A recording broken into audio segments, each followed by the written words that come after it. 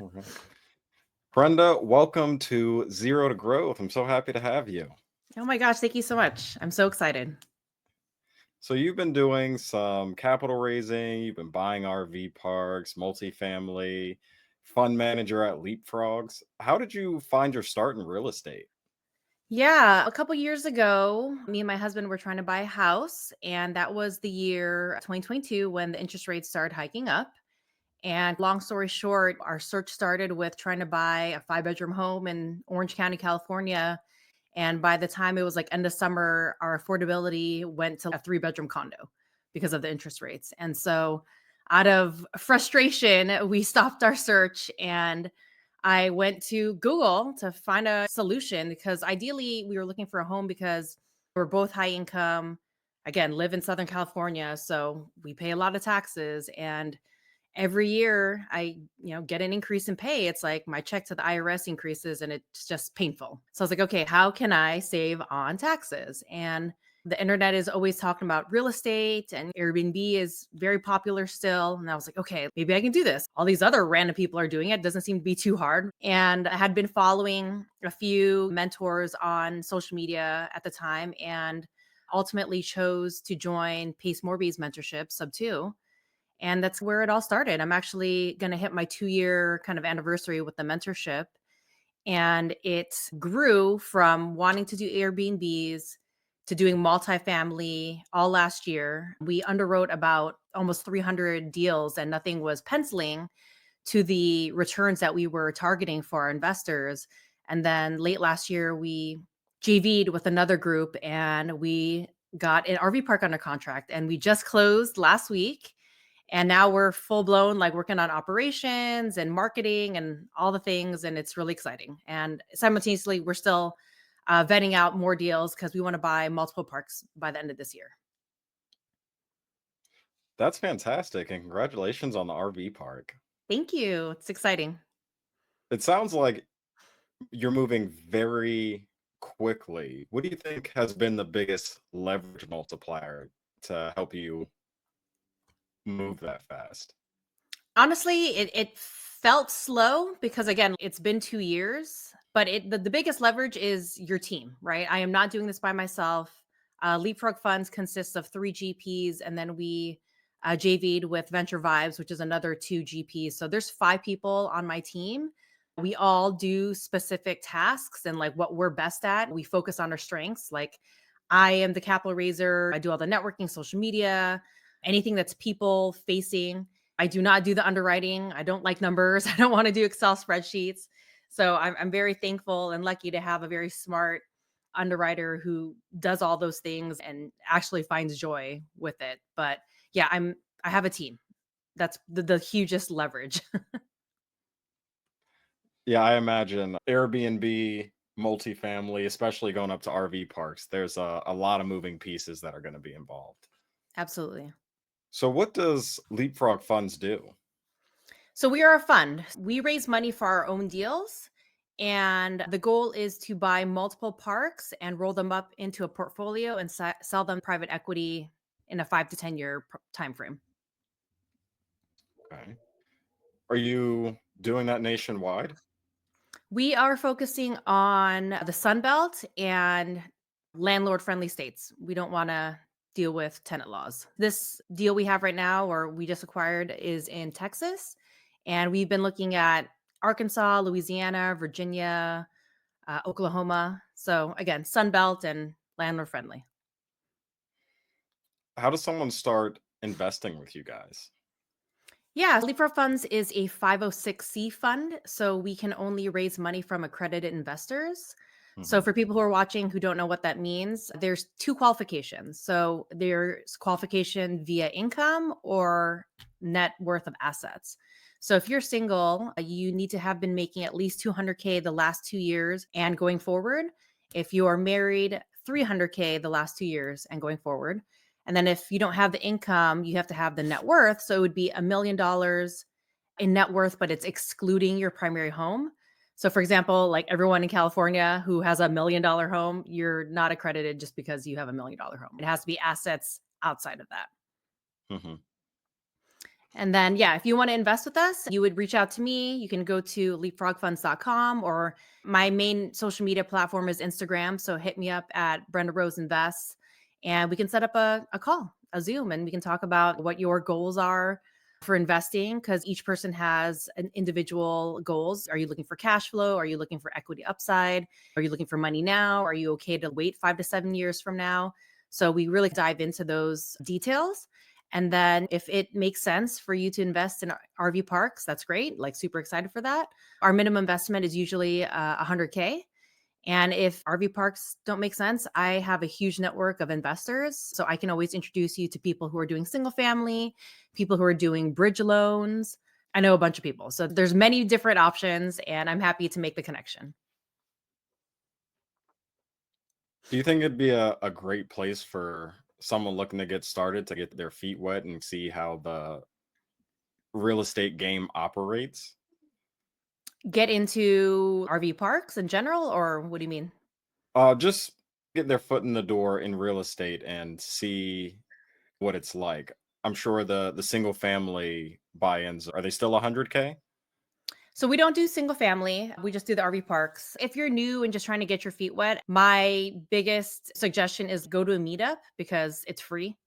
I don't ever suggest go join a mentorship because not everyone can afford it. They're not cheap.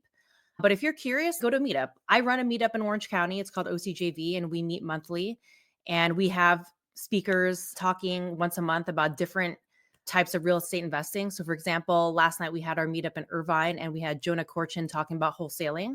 We're going to have another person from the sub two community next month. I think it's going to be Uncle Lanza, and he's going to be talking about buy and holds and fix and flips. My team will do a presentation on investing on RV parks. I'll probably do a presentation on talking about capital raising soon. I'm just trying to put all the material together. So if you're interested in learning, like I would go to events like that and just start listening to people and see like what people do, because there's so many different ways you can be a real estate investor. Like the general public just thinks buy a home and rent it out.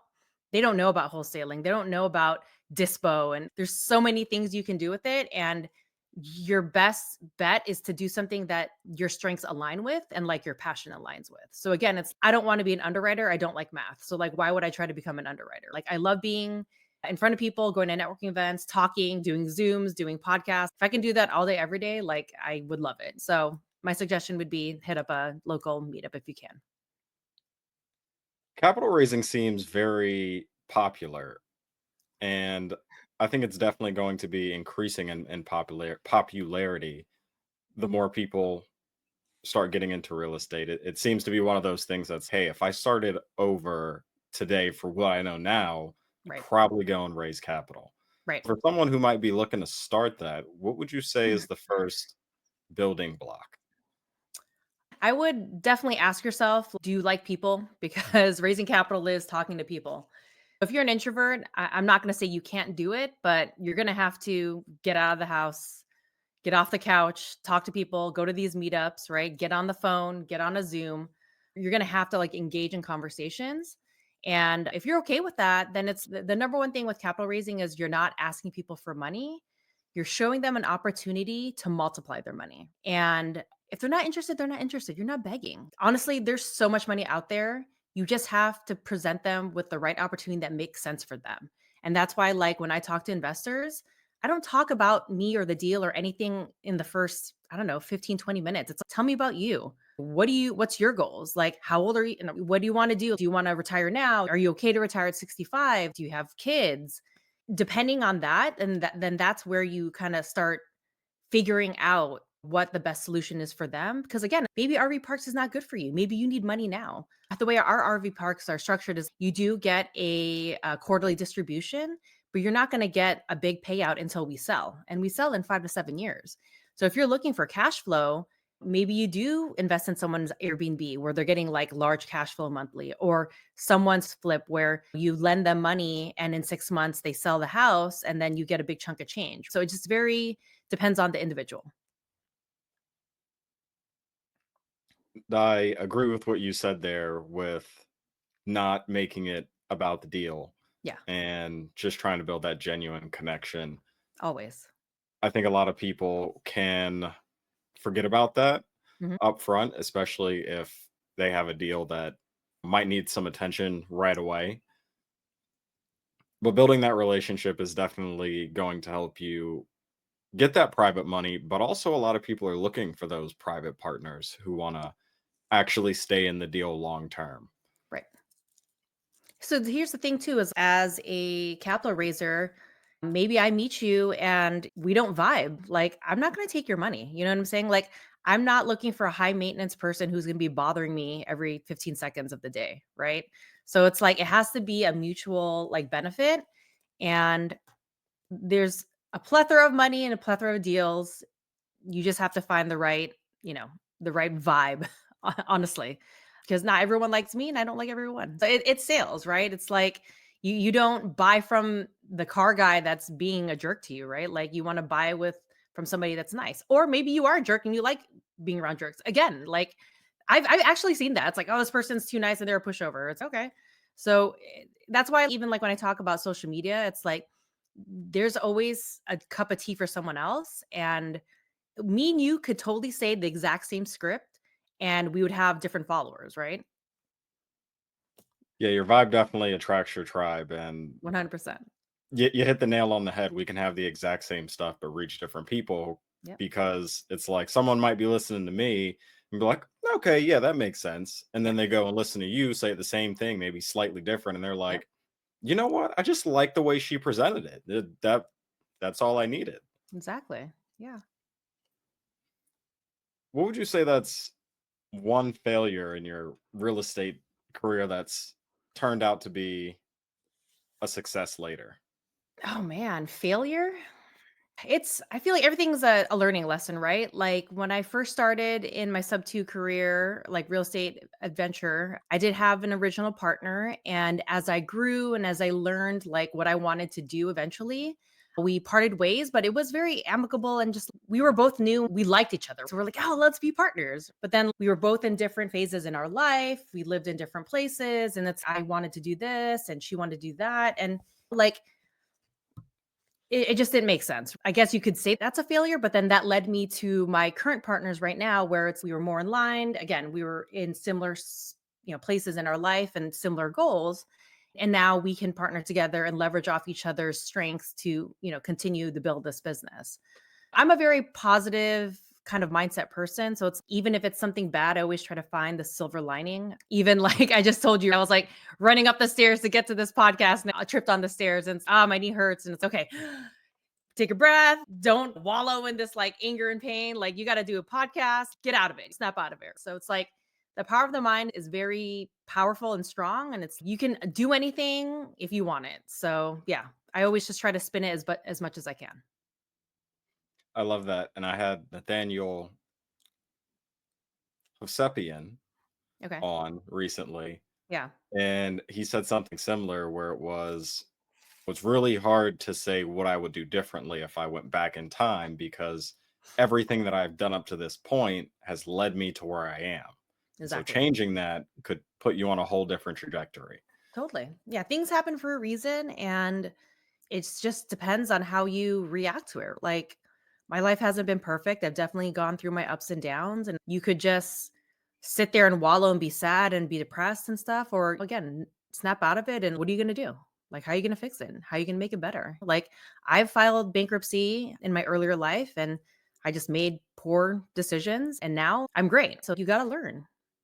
So make the choice to change your life. It sounds like you've built a lot of that self awareness. Would you say there is a habit that you've stuck to that helps you do that? One thing that I try to share with people is I've been in therapy for, I think, almost 12, 13 years. And I've gone through a lot of like family trauma and whatnot. And there's a stigma against it, right? Like mental health and all that. And I think it totally saved my life. So I plan on continuing doing that until I die. And I encourage people to find some type of form of that, right? It doesn't have to be with a therapist. Maybe you do yoga, maybe you meditate, maybe you just dump on your girlfriend, guy friend, and just have them be your therapist. But holding those negativity or like bad thoughts inside is like not good for you. So find an outlet that is positive. Like I said, my life hasn't been perfect, but I've tried my best to overcome those trials and tribulations, and it's okay to ask for help. I would say asking for help is definitely not something that might come easy to most people. Yeah, I agree. Uh, I think there's a lot of social experiences that take a lot of courage. If you want to get out and go capital raising, like you were saying, it's not going to happen sitting on your couch at home. How do you recommend somebody navigate that to get out of that comfort zone? Like I said, the easiest thing and the cheapest thing is to go to a meetup. I've always been asked, okay, what if you're an introvert and you're like standing in this room like all by yourself and thousands of people are just find the other person that's just standing there in a corner, right? And walk up to them and just hi. At least both know you're awkward and feel out of place. Again, it's always finding that connection. So even in that situation, find someone that looks like they're uncomfortable and be uncomfortable together. It's sales 101. Find a connection, build upon that, and then you can start expanding into whatever your intention is. But without that, it's just very transactional and most people don't like that. Have you ever worked on your communication skills or has it just been natural? I've never worked on it. I plan on working on it because I do want to speak on stage soon. So I think I need to hire some type of coach or whatnot because contrary to what on the camera right now, I am terrified of speaking in public. For some reason, like all these eyes burning into me makes my heart race really fast, start sweating. I swear I can hear my voice cracking and sounding like a psycho.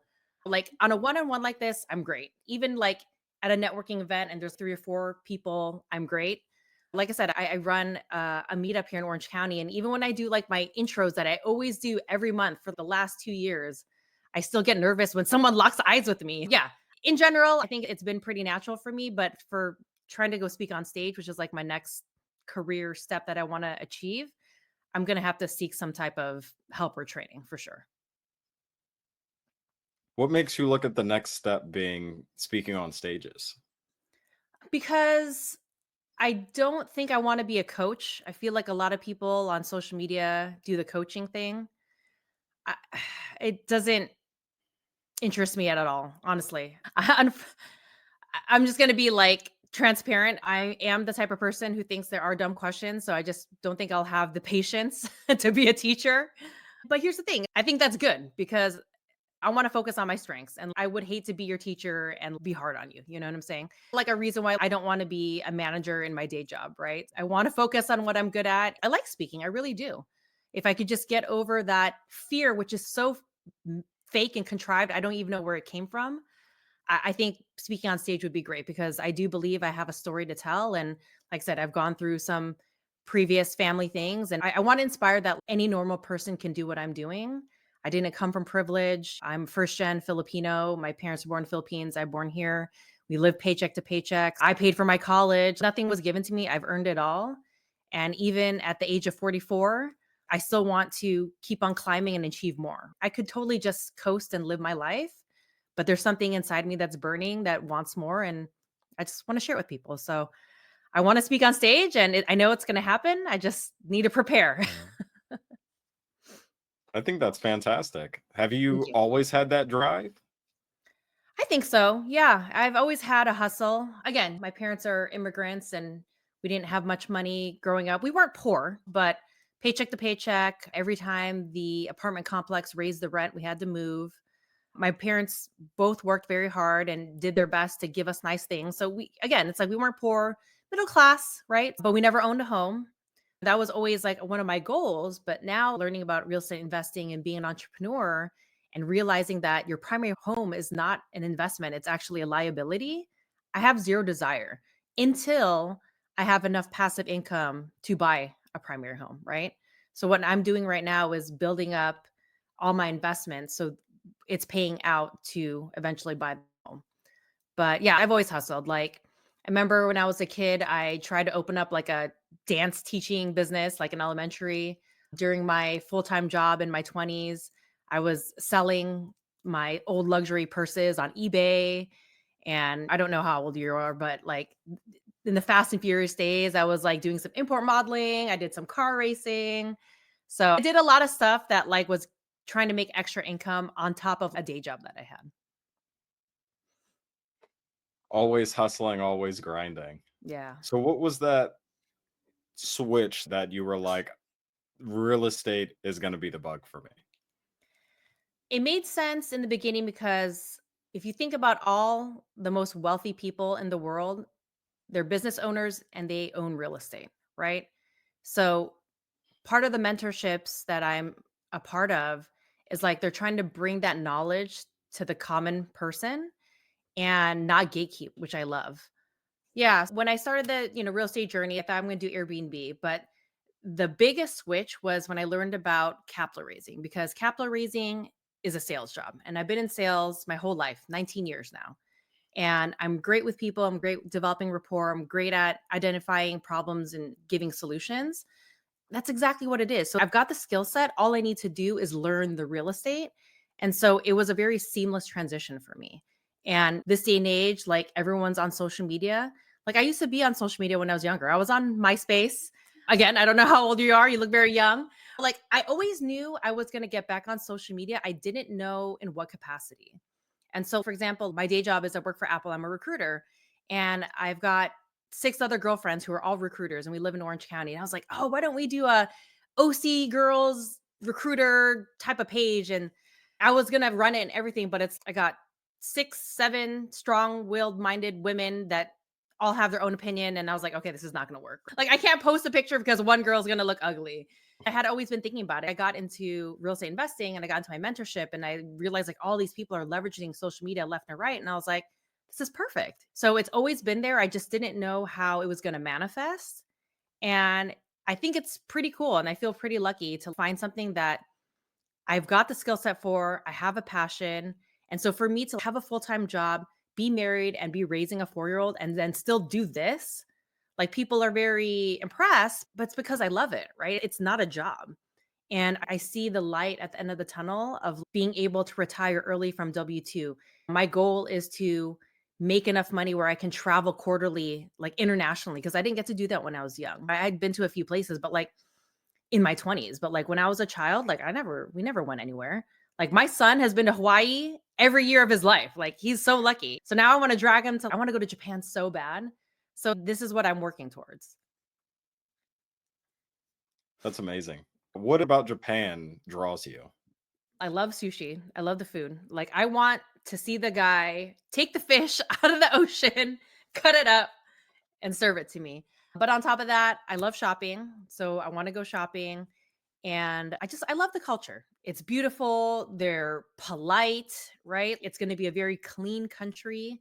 And I want to go to Tokyo because of the city and, like I said, food and shopping. But I do want to go to the mountains and the urban area. Kyoto, I think, is where the geishas are. And then my husband loves snowboarding. So I don't know exactly what the name is of that area, but I want to just experience that because it's Japanese culture is like a very respectful culture. It's Mhm. very different from American culture. So I would just love to experience that. But the top 2 things is food and shopping. There are so many cool places to go in the world. Oh yeah. And for myself, I would love to visit archaeological sites. Yeah. But the other thing is 100% food. Yes. I live to eat. So, Circling back to what you were talking about family, I was listening to another podcast recently and I thought they said something great, which I think a lot of people skip over, and that's knowing when enough is enough because everybody's not built to go be a $10 million entrepreneur. yeah. So, how did you figure out what your enough was? I don't know exactly what that is yet because one of the things I've learned is you want to set realistic goals because things could change, right? I thought I was going to be an Airbnb person and now I'm a RV park person, right? I never thought I was going to buy RV parks. That's never was in my purview. My short-term goals are to build up this real estate business where I can retire from W-2 within 10 years. And in all honesty, I think I can do it much sooner, but I think a conservative number is 10. Like I said, I'm 44 and I don't want to be 65 still working a W-2 and hoping my 401k is going to pay for my lifestyle, right? I live in Orange County. It's really expensive to live here.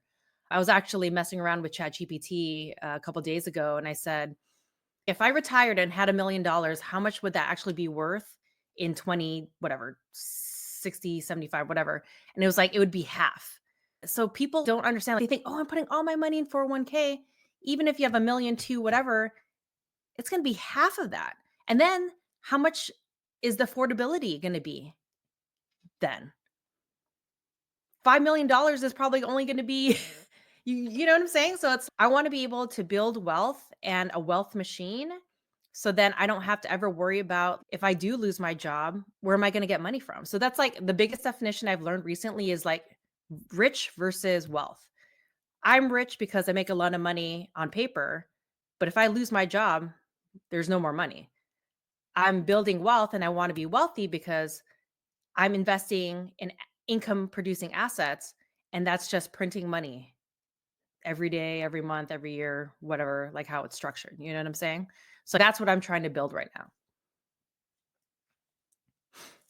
Building an empire, Yeah, it's amazing how you can just start it here and then pass the knowledge of how to keep it going down the line. And that's absolutely. how it's really created.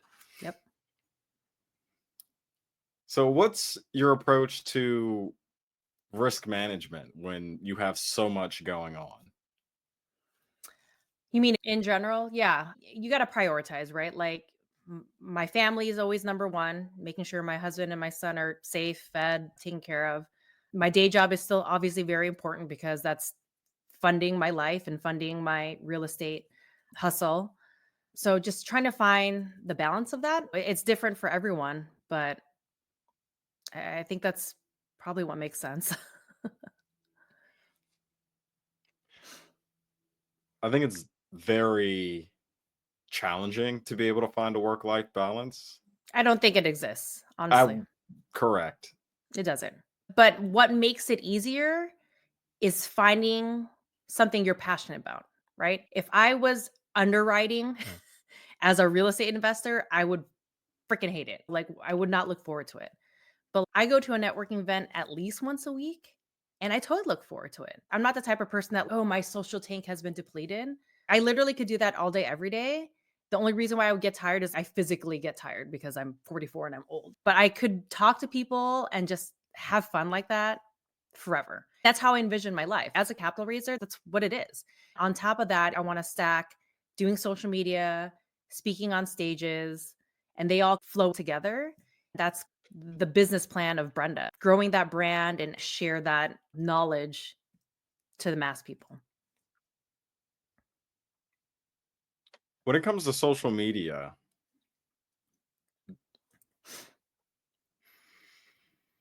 do you think it's more about having the content out there in general and just having some way for people to look you up? Or how do you think it could be used as more of a lead generation tool?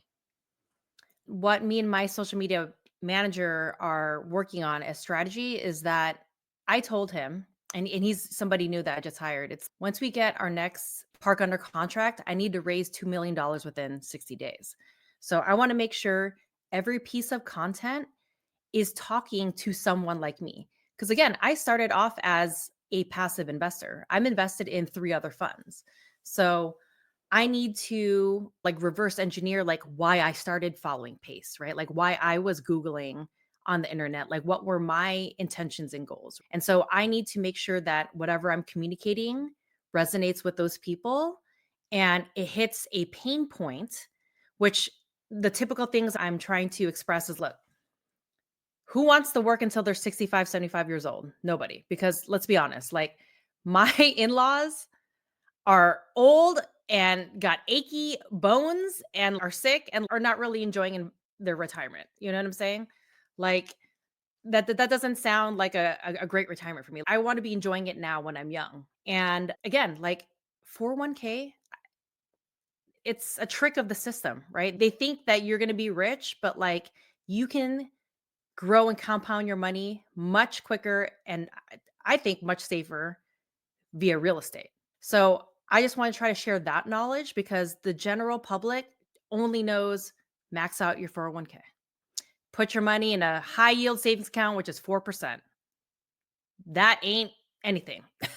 I don't know, but that's not enough. So I want to inspire by leading by example. And these are the things I'm doing for myself.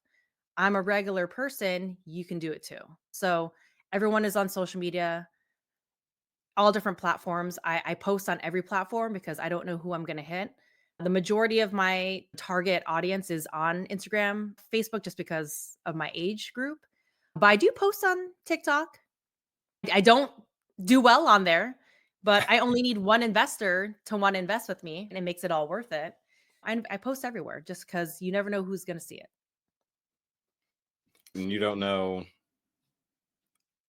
who your content is reaching, and everybody's not your specific avatar. Yeah. The algorithm, it's the biggest lesson I've learned with social media. Not everyone is even seeing your content. I would always think I posted something and like all my friends saw it. I'm like, oh, did you see my reel? I'm so proud of it. And they're like, what are you talking about? That's why being consistent and actually pumping out a lot of good quality content is better, right? Because the algorithm only shows it to, I think they said 1 or 2%. That's insane to me. So that's why you can repurpose content too. So, one of the social media strategies we're working on is if we find a video that is getting a lot of traction, we're just going to try to like redo it over and over again. Maybe I say it slightly different. Maybe I just say it exactly the same and I'm just like in a different place, wearing a different outfit. Because again, it's maybe you saw it this time, but you won't see it next time. So, it will still always be brand new to someone else.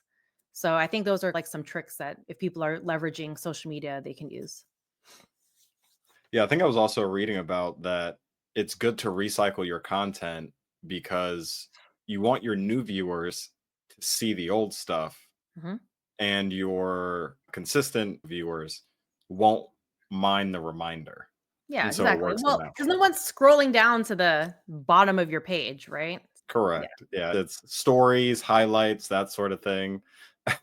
Yeah, work smarter, not harder. Don't reinvent the wheel. No. No. And that's yeah, it's another part of our strategy is like we're looking at other influencers that do similar things as me. And honestly, I'm just gonna copy them. Again, we can read the same script, but I'm gonna resonate with a totally different audience and it's completely fine. We're incorporating that as well. Yeah, I think it's like how you were talking about the algorithm, especially with TikTok. I think TikTok has moved towards this area where it's okay, you need to produce content that's overall valuable, but we Yeah. also want to see that you are engaging on the app and that you're engaging, you're putting the social back in social media, as I've heard Right. it called. And so I Yeah. think that's how they boost you. Yeah, my social media manager. So that's one thing that I'm not good at is that he told me you need to engage before and after you post with other accounts. And I always thought engaging meant respond to my comments. And he's like, that's not engagement. I'm like, oh, okay. So he told me is whatever hashtags you're putting on your post, click on that and engage with those people. And I was like, oh, because it's like maybe that person follows you and the people following that person see your comment and be like, oh, who's Brenda? And then click on your page. I was like, oh, that's really smart. So there's a free tip for you. That's a very good idea, Yeah. actually. Um, I would say another tough point of making content is you want to make content that's valuable, but you don't know what's valuable until your audience gets a hold of it. Because what you might think is valuable, they might not think is valuable. And so at the same time, you just have this long time horizon of consistently putting out content, making it a little better each time, and not really getting the maybe attention that you're wanting from the start. But if you just keep it up over time, you can have this massive growth. So, how have you? What's your thought on that time horizon and how it affects people getting started with social media? I tell people just post. Don't worry about looking stupid. If you do want to take the time to scroll to the beginning of my page, like my video, I didn't even do videos at first because I was terrified to film myself because I thought my voice sounded terrible. And speaking to a camera is not a natural thing. I finally understood why actors get paid so much. It really is truly a skill. And I've seen the improvement and growth in myself speaking to the camera. But you just need to post it. Like again, No, these people are not going to talk crap to you to your face in real life. Maybe they'll troll you. And I've had some viral posts happen and they said nasty things. Like they would never ever say that to your face. So they're probably just bots or whatever. But that's part of social media, right? If you're going to grow your business on social media, you need to be ready for that. But also, it's the strongest, freest tool because everyone has a smartphone in their hand and someone is on some type of social media. And there's so many platforms, right? So if you're blasting everywhere, someone's going to see it. My biggest learning thing from social media is like really understanding who you're trying to talk to and talk to them, right? Don't talk to yourself, talk to them. So that was like something I had to learn slowly and like trial and error because I kept on just like talking stuff that like I like to talk about or I just thought was cool and it wasn't really resonating. But then it's okay, now I understood what I needed to do for our business. And it's okay, I need to raise money. Who do I need to raise money for? Credit investors. Investors are most likely within the age range of maybe 30 to 55. And I'm trying to target high income people, right? Because our minimum investment is 100K. So I'm not going to be targeting someone that's Gen Z and like coming out of high school. You know what I'm saying? So I need to target someone who's like me. And then again, I want to be relatable. So it's, hey, I'm just a normal person. I still got a day job. I'm married. I got kids. I can do this. You can do this. So it's like when people see someone like that, they're like, oh, okay. Like I like her. Oh, she's talking about taxes in California. Oh my God, that's me. Like I had that same problem. I was just Googling trying to find a solution and Brenda just gave it to me. So these are the things you have to think about when you're doing your social media. And that's why I'm really excited with this new manager is that he's helped me really hone in on that message. And the video I just posted a couple days ago, I actually got 2 investor leads from people who already had been following me. Another thing that I'm not hyper focusing this time around is like followers, because I can have 1 million followers. If nobody wants to invest with me, it doesn't mean anything. So I've got about 6,000 followers. If I can get 20 people to invest with me, I've won, right? Like I've hit my goal. So I want to try to nurture those people and see if I can get their attention and touch their pain point and help them realize that, hey, you can multiply your money quicker through real estate. Don't just rely on your 401k. Don't accept retiring at 65. Like, why can't you retire now? So that's what I'm trying to convey. So thick skin, not reacting to the negative, Yeah. which I think I heard Alex Hormozy talk about it. And he's, if somebody comments something negative on your post, great, because Yeah. they just gave you interaction. Exactly. Go with the post, and you don't really need to engage, but leaving some I killed type them of with comment. kindness. Yeah, exactly. Yeah. Yeah, I had one guy, it was like a video about I'm a working mom and I've got a side hustle and I'm doing all the things. And then it was like some guy was like talking shit to me about like, who's watching your child. Okay. And then, so I trolled him back with kindness. I shared him to my story. Everybody give this guy some love. He's really lonely. That's why he keeps on talking crap to me. I'll be honest, I'm petty sometimes, but at least I do it with niceness, but it's also funny and whatever. But I'm never gonna be like fighting with someone on Instagram though. That's stupid. If you Correct. want to come fight Correct. me, come meet me in the parking lot. Let's do it in person. Yeah, there's no reason to full send the comments for that kind of, I don't have a good word for Yeah. it. But that post went viral. I think it had 800,000 views and I gained 2,000 followers from it. And I was like, go talk your crap, whatever. I'm still Wow. And alive. all it takes is one post. That's Yeah, amazing. exactly. Thick skin, intentionality, nurturing followers. Are there any other social media tips you might recommend? Just post. Don't think about it. No one's looking. No one cares. You're judging yourself. And if anything, people are impressed that you have the balls to even do it. You know what I'm saying? And if they're criticizing you, then they're not your real friend. And if it's a family member, then you got one life to live and do what makes you happy. And I'm doing it, makes me happy. I'm taking care of my family. I'm building something for us. So I really don't care what anyone else thinks. That reminds me of a post that I saw on your page that I liked, and I'm gonna ruin the post here. All good. It had two questions up there, and one of them was about I think the overall theme was, would you rather hold back now, or would you want to get to the end of your life, look at yourself in the mirror, go, wow, I wish I would have tried harder. Yeah, exactly. So it was like, do you want to succumb to fear now or deal with regret later? And it's like, Right. come on, man. Like, you got one life to live. Life is short. You never know what's going to happen. Shoot your shot. You never know. Like I said, I never thought I was going to be in RV parks. Never thought I was going to raise capital.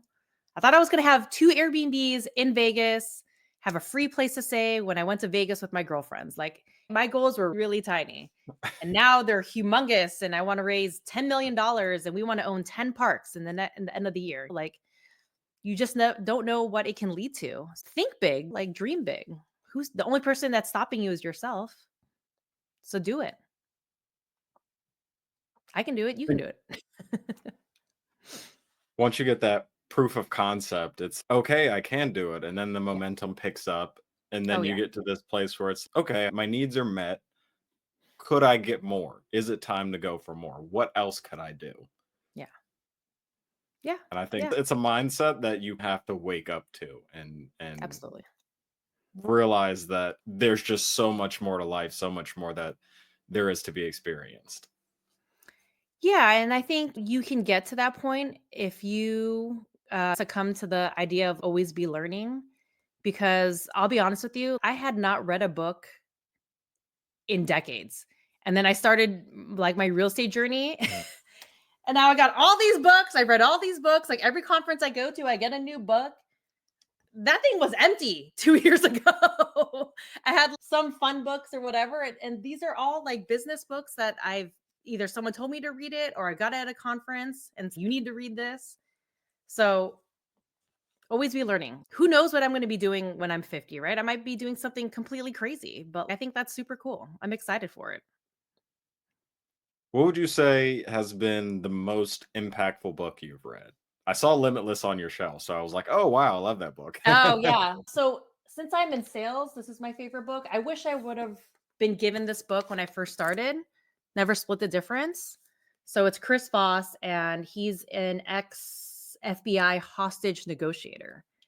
And dude, you can close any deal with these. You can see all my little yeah, I really like this just because I've been in sales my whole life. People always ask me too, it's what do I want to teach my son? I'm like, I'm teaching my son sales and finances. Even if he wants to be a doctor, if he wants to be an artist, if he wants to be a whatever, like those are 2 main life skills he needs to learn because it's not taught in school. So whatever he wants to do besides being a bum, which I don't think he would ever be, but teaching him to, be a salesperson and negotiate and understand finances and like how to make money, how to budget money, all those things, I think is such a great foundation for whatever you want to do in life.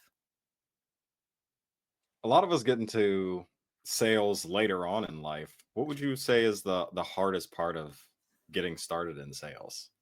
The hardest part is the rejection. And I'll be honest, I hated it when I first started. People always take it personally and it like ruins your day. You just have to go through enough of it and then realize, yeah, you didn't die. The person didn't come out of the phone and hurt you, right? Yeah, maybe you sounded stupid, but whatever. You know what I'm saying? Again, it's another mindset thing. If anything, I don't know. Do I have a mindset book that I really like? I had The Secret and The Power. That's like my very first mindset book I had bought. God, I don't even remember anymore. Probably in my 20s. So like visualization and all that stuff. It's like I try to visualize myself like standing on stage. When I go to conferences, I imagine myself being the speaker. So I guess mindset would be another thing I would teach my son. I think it's so great that you're going to be able to teach your son these things because learning it young is such a huge advantage. Absolutely. Yeah, for sure. He's gonna be And a badass. I'm excited. there's a challenge that I was reminded of where it's like the goal is to get a no every day, and it's the 100-day challenge, and the whole point is to just go around and do these things like asking the waiter or waitress for a free coffee or something like that. Something small, something you're obviously going to get told no. Yeah. But at the end of the day, it happens, and then you're like, I'm alive. I can take rejection. Yeah. But then the best case scenario is they freaking say yes, and you're like, oh shit. Like, okay, this is cool. So that's another lesson is just try. The worst thing they can say is no. But gosh, like how cool would it be if they did say yes? So you'll never know if you don't try. I think I still battle that mentality, and I'm wondering if it ever goes away at all. Because I sit there when I'm reaching out to people and I'm like, should I really reach out to this person? Like, do I need to? But then at the same time, it's like, I don't know where this person is in their life. And so by not reaching out, I'm doing a disservice to them. I did the same thing when we were raising for this last deal. I sat there, I was like, should I text this person? Ah, fuck it, whatever. Again, the worst thing they're going to say is no. With sales, it's a timing thing. There was a lot of people that weren't ready to invest with me this time around. Money was tied up, they weren't liquid. 1 trillion%. The moment I get this next deal under contract, I'm going to call them again and again and again. The one thing about sales is like, you might be following up with someone for years, but that one time they say yes, it's worth it. And what's the pain and the cost to follow up? Especially if you got some automated systems, it's not going to be hard. So it's if you can stay on top of mind for them or on them, whatever. But if you're going to get into sales, you're going to have to get thick skin and you're going to have to be persistent and understand it is a grind. And if you can't handle with that, go find another job. Go be an underwriter. I think the industry average is what, 7 touches before you Yes, actually make contact. exactly. And somebody was talking about at the last meetup that they had been following up with a client for 13 years Yep. before they actually got the deal. But it's worth it because it's like in that person's mind, you're loyal, you're a hard worker, you're dedicated, and whatever you're selling, like they're going to be so willing to give it up to you. So, yeah, you just never know. You really don't. I think the toughest part, one of the tough parts, as well as just following up and just being consistent with it, is following up and again building that relationship, not making it about the deal. Yeah. And that takes a certain level of self-awareness and empathy for whatever the other person has going on. When I tell people about networking and raising capital, trying to find a deal, trying to find a PML, you should be just trying to find a new friend, honestly, straight up. Like when I talk to people, all I do is ask about them. I never even talk about myself. And if they do ask about me, I say it very nonchalantly and I just try to brush it over and keep on talking about them. And if there's somebody that I feel like there's a potential for, I will follow up, ask them out to coffee or lunch. And just again, we're just talking about life. Like I said, my day job is I work for Apple and I'm a recruiter. And I always tell this example like, I interview candidates every day, and sometimes we spend the first 15 minutes talking about kids. We're not even talking about the job. Or I see something on the resume, like I went to UCSD, talk 5 minutes about going to school there. Like, how cool is that? Like, the moment you can find that connection and build on it, like, it's gold, dude. It's gold. And then you remember those information the next time around. Oh, hey, Chris, how's your dog? Is he okay? You know what I'm saying? Like simple things like that makes people feel like they've been seen, you've been paying attention, you were listening, right? And like you said, it is a self-awareness. It's not about you, it's about them. It's always about them. And people can smell that desperation.